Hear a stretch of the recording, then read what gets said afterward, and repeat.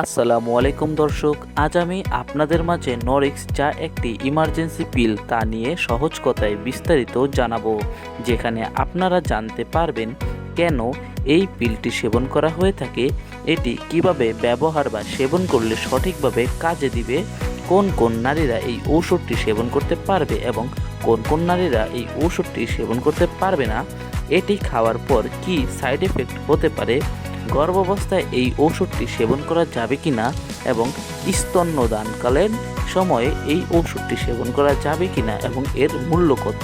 তো চলুন দেরি না করে সম্পূর্ণ ভিডিও না টেনে দেখা যাক। নরিক্স যা এসএমসি এন্টারপ্রাইজ কোম্পানির একটি প্রোডাক্ট, যার মধ্যে একটি ট্যাবলেট থাকে, আর ট্যাবলেটটির উপাদান হলো লিভোনরজেস্ট্রিল 1.5 মিলিগ্রাম। এইটি মহিলাদের খুবই দ্রুত এবং কার্যকারী একটি ইমার্জেন্সি পিল। মহিলাদের মুখে সেবন করার একটি ইমার্জেন্সি জন্মনিয়ন্ত্রক পিল হলো নরিক্স, যা অরক্ষিত সহবাসের পর এই পদ্ধতি ব্যবহার করা হয়ে থাকে। যারা বাচ্চা নিতে চান না কিন্তু অরক্ষিতভাবে সহবাস করে ফেলেছেন, তাদের জন্য খুবই দ্রুত এবং কার্যকারী একটি পদ্ধতি হলো নরিক্স।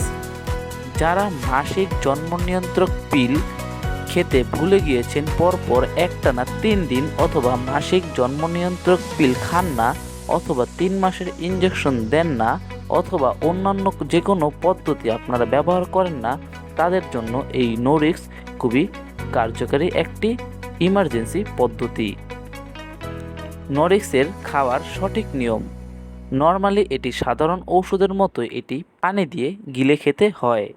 সহবাসের 72 ঘন্টার মধ্যে এই ঔষধটি খেতে হবে, তবে এই ঔষধটি সহবাসের পর 12 ঘন্টার মধ্যেই খেলে ভালো। সহবাসের 72 ঘন্টার পর এই ঔষধটি সেবন করলে কোনো কাজেই আসবে না।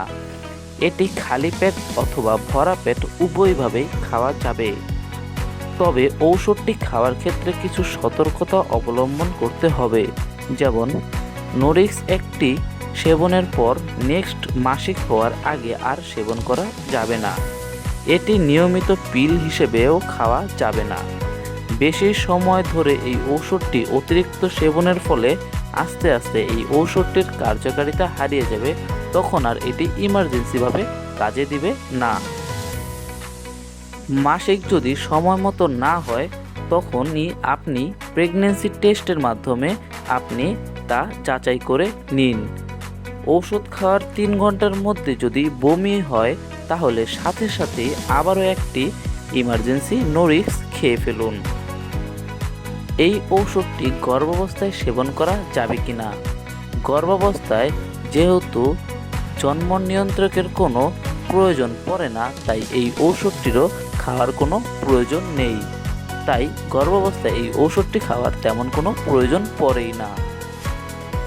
তাছাড়া যারা স্তন্যদানকালীন সময়ে খেতে চান, তারা স্তন্যদানকালীন সময়ে সতর্কতার সাথে সেবন করবেন। এই ঔষধটি সেবন করার পরপরই আপনার বাচ্চাকে স্তন্য পান করাতে পারবেন না। স্তন্য পান করিয়ে পরবর্তীতে আপনি এই ঔষধটি সেবন করে নেবেন। এখন আমরা জেনে নেব এই ঔষধটির পার্শ্ব প্রতিক্রিয়া।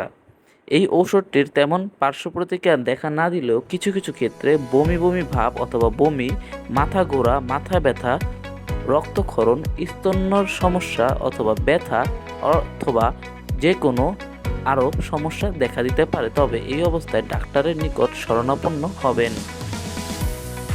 নরিক্স, যার মূল্য 70 টাকা, এবং আমাদের নিত্য নতুন ভিডিও পেতে সাবস্ক্রাইব করে আমাদের পাশে থাকুন। ধন্যবাদ।